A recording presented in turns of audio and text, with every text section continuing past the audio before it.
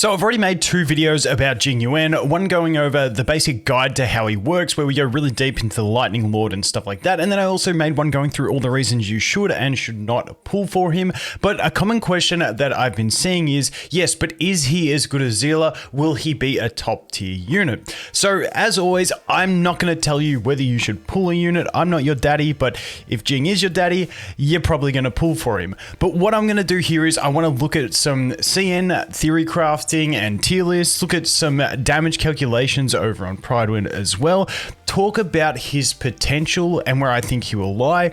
And for TLDR, I think he's going to be a top tier unit up there with Zila. We'll go more in depth into it, but I definitely think when he launches, he will be a top tier unit. However, my biggest concern is for how long. Now, the one bit of solace in this argument for people who are pulling for Jing anyway is that even if he does get power crept, I don't feel like he's going to get power crept beyond belief where he becomes absolutely useless. He may just not be the top tier in his role, but I still expect him to compete fairly heavily for a decent period of time. Also, we now have the Hoyo wiki, which no longer has a warning to say to do with beta, so we can pretty safely assure his multipliers are going to be pretty cracked still. And even though we have all that information, I still think it's a good idea if you're on the fence about pulling for him to wait a few days, see what people think, because even though testing done in beta is fantastic, there's always way more people who are going to get their hands on a character in a global launch, and who knows, people may find out some crazy strategies that make him even more overpowered,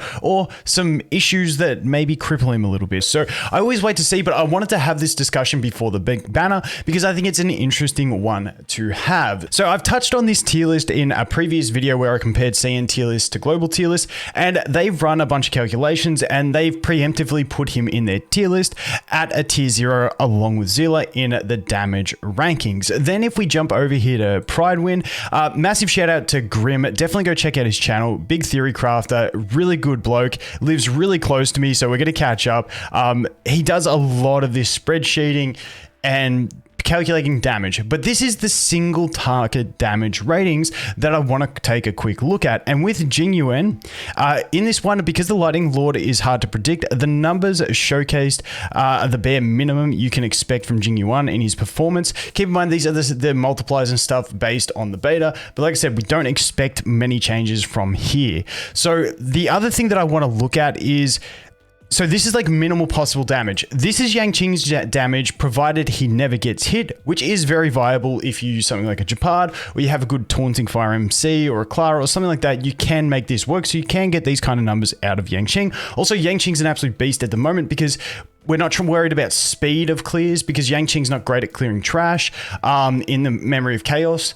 But once we start looking to speed clears at level 80, I feel like that's when Yang Qing will fall off a little bit, because we're not so worried about the freeze that he brings with his break and also his just base freeze. And we're more instead going to be looking at just raw damage, which includes the AoE mobs that we need to clear. And when we look at high levels of the Memory of Chaos, you've normally got 2 bosses.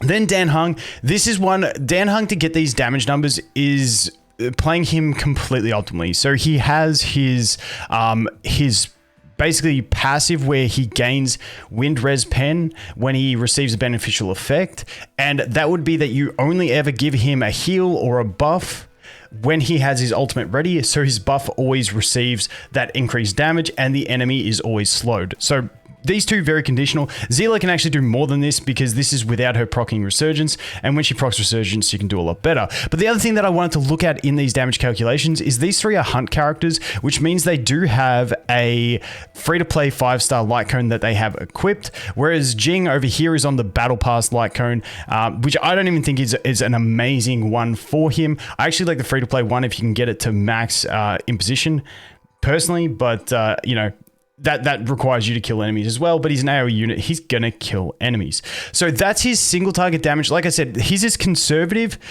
Zila's is too, kind of, but Dan and Yang Qing are played absolutely to the maximum. So he is going to be a really good single target damage dealer. And I also talked about his break potential, and I want to go a little step further on his break potential. So with his Lightning Lord, it hits randomly. It can hit up to 10 times. Each one does a 0.5 break unit, which means he can get up to 5 break units. Now on a single target, it's going to hit that same unit every time.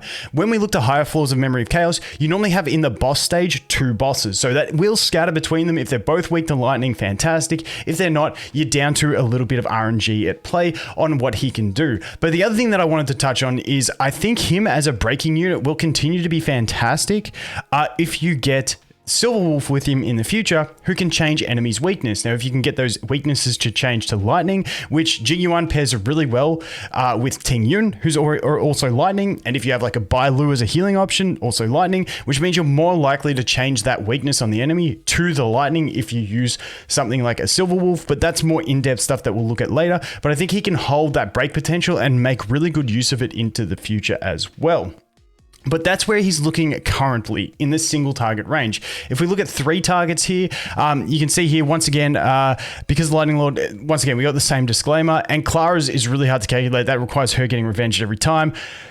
I mean, Clara's a bit of an outlier. She's crazy in certain situations, depending on what's happening, and if she's hitting all of them. Also, you got the splash damage. You don't know how to calculate that in general, but Jing is just a straight set and forget. Like, you're doing big AoE damage. Like I said, there's probably going to be a way to optimize him, especially when you look at team play, teaming up with like something like Ting Yun, who can give him more energy, which means he can get more ults, which also means he gets higher stacks on his Lightning Lord, which gives it more damage. These are in isolation, so he can do a ton of damage. So yes, I think he will be, based on this, based on what the Chinese players are calculating, I think he will be a top tier DPS along with Zila, and the only situation in which Yang Qing might be better is against ice weak enemies when you're still like level 60 or level 70 and you need to CC them to survive. But when we look towards trying to 3-star stages in Memory of Chaos, he will be a top tier unit. Now that leads us into a problem with this, and that is the fact that a lot of players won't be at the stage of trying to 3-star units for a fair 3-star stages for a fair while, and we have the lingering scariness that we have. Where is she? Where's the mummy Kafka? So we have Kafka coming as well. We got no information on her, but with Kafka in the mix, she's also lightning, she's also AoE, and my problem is we don't know when she's coming. So I think for the next foreseeable patch, when we have Silverwolf and Luocha coming in the next patch, we know that. So for the next patch, he will remain, in my opinion, in the top tier of damage dealers. I don't see him getting phased out because we have Silverwolf, who actually enhances him, like I said, in the fact that she can, you know, change the enemy's weakness, which helps him then break enemies and also deal damage. We've got Luocha, who's just a healer, who's going to be great for anyone who doesn't have a healer. So these two don't really compete with him. The problem I have is, and we haven't had it confirmed, they could hold out on Kafka for another 5 patches. Who knows?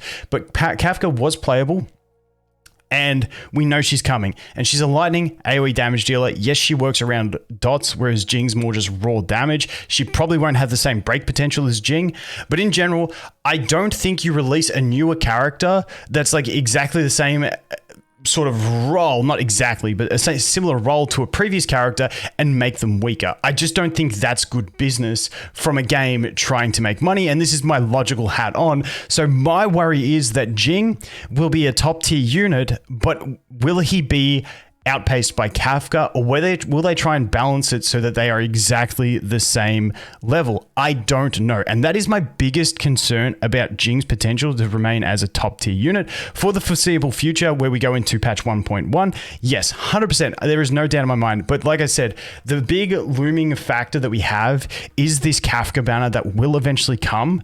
And whether, and based on what we know about Kafka, what we've seen from CBT2 and the trial version, stuff like that, I think she's going to be very similar to Jing, where she's an AoE focused unit, but she also has really good single target damage. Now, Kafka is more team dependent on having extra dots and stuff like that. So, you know, Sampos and stuff like that will really work well with her. Whereas Jing's more of a just, you know, chuck him in, he's going to deal massive damage. Obviously, having something like a Ting Yun, who's going to give, you know, the extra energy and stuff like that will really help. But in general, he's just got raw damage. Kafka's more niche in her application. However, she does apply dots, so she can be somewhat self-sustained. sustainable. So that is my biggest concern, is the Kafka banner. Jing, definitely, in my opinion, top tier, and I will update you guys with this once he comes into the game. We've done more testing and all that stuff, but I predict him to be a top tier unit, top 2 DPS, along with Zilla, outside of situations where you need survival, and then you're using something like Yang Qing to freeze enemies when they are weak to ice as well. So that's where I think he will fall, but I am so tentative, and like I said on my Should You Pull video, I went through all the pros and cons, and I said for me personally, I think he's a fantastic unit, and there's a lot of reasons to pull for him, but I personally am not, because I'm too scared of the power creep factor with Kafka being just around the corner. I think it's a bit, if they do put Kafka in 1.2, it's a bit of a strange one to me when we got so many other type of units and roles that we could fill in the game that we're not filling in, you know, the first 5 banners, 6 banners of the game. So we'll have to wait and see, but that is my thoughts. Like I said, yes, top tier unit from everything we've seen from the CN version, from what we can tell from calculations and stuff like that. Once again, massive shout out to Grim. He is looking like just being an all-round great unit, plus the added thing that he has is insane break potential.